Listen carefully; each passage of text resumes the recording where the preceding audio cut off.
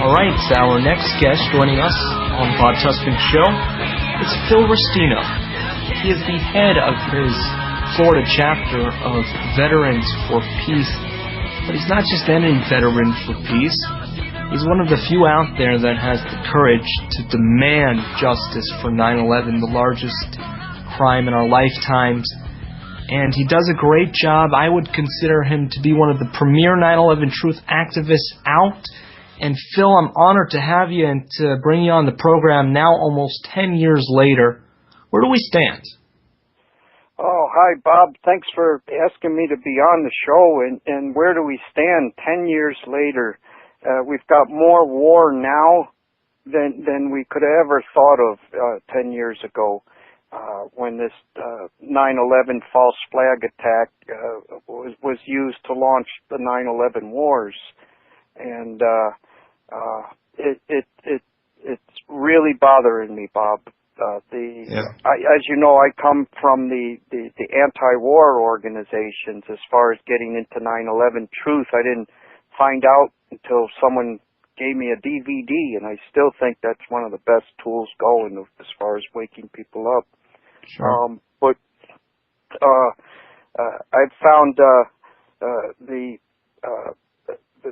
I've found a lot of heartache in seeing the leadership of the national anti-war organizations not only not pick up and run with 9/11 truth as a means to the ending the wars, but to actually discourage members of the anti-war movement to pursuing 9/11 truth, and that to me is really been tough to be witness to. And a lot of people have dropped out of the anti-war movement because of things like that, or just given up. And you interviewed Dave Rickerson earlier in the show, and he said you want to change things, you got to jump in and get in the fight, and so I refuse to leave my position in the anti-war movement, and I'm like Harold Save and others. I'm trying to get these people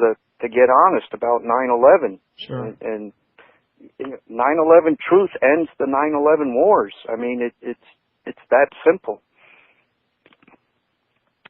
Okay, well, I couldn't agree more, and it's unfortunate that you've seen such dysfunction with people that are supposedly so anti-war. You would think that the pretext to all of these wars would be something that they were hip to, that they knew about, that they would want to receive justice for. But it seems like there is a concerted effort still, now 10 years later, although some have come around, in this fake progressive anti-war left, to keep 9/11 truth out of the picture because they feel like it discredits them, or they're not brave enough to stand up and to speak truth to power, disregard the fact that just because the masses have been brainwashed, the truth is still the truth. Yes, and you mentioned the left and progressive, and I think a big part of it, Bob, is there's a lot invested in left versus right in many ways, from many avenues, and I think that's a big part of it. The 9/11 truth blows the lid off of this whole everything. Blows the lid off of everything. The false left-right divide, the wars. It really could free us from so many things, and I believe that there's a concerted effort into keeping the American people from wandering off their respective reservations, that be in the left or the right. And they put a lot into keeping their respective flocks focused on the other side of the playground there, your problems are because of those guys on the other side of the street, Right. and they get the same talking points from the other side. You got one cable news channel that half the population, goes home and gets their daily download from, and then you know, 2 channels down on the dial, you got the other half of the population plugging into that. Phil, speaking of those local news channels and those controlled channels, you've been on a few times with the affiliates in Orlando, and they thought they were going to get their run-of-the-mill anti-war activists, didn't they? But sure enough, you didn't let me down. You definitely told it like it was. Yes, and that opportunity would not have been presented, Bob, had I not been a local representative of one of these national organizations that I'm criticizing, and that's why I say I think we need to take just like we need to take our government back, from the criminals that have stolen it.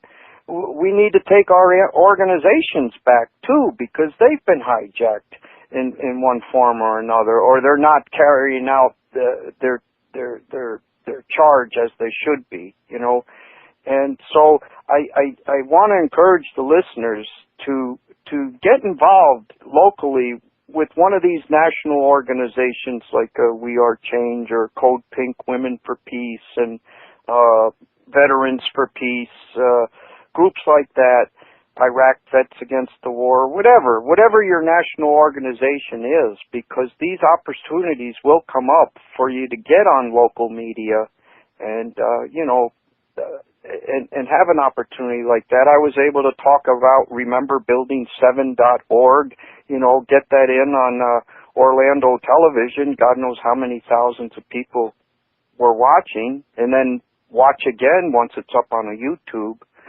So, and if you're pleasant and you're nice and respectful, they invite you back again. It's amazing. Yeah.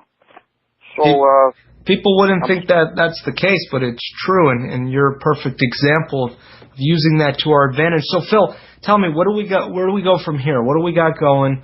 What are we going to do about this? Continuing to move forward and demanding justice.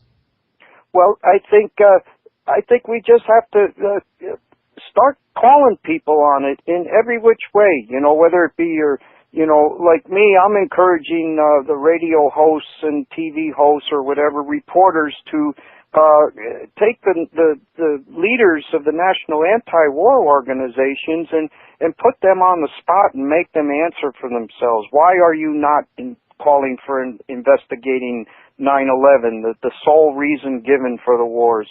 Why are you not publicly calling for impeachment of Obama just as you did for Bush, as a means to ending the wars? And make them answer for themselves. And do the same with your city councils. Why are you spending X number of dollars, to put fluoride in our water? And cameras in all the street corners, and the list goes on. This affects us all, and it affects us locally. And as you know, we've been speaking in front of our city commission about this many, many years now. Hey, Phil, thanks again for all that you do. I hope to talk to you soon.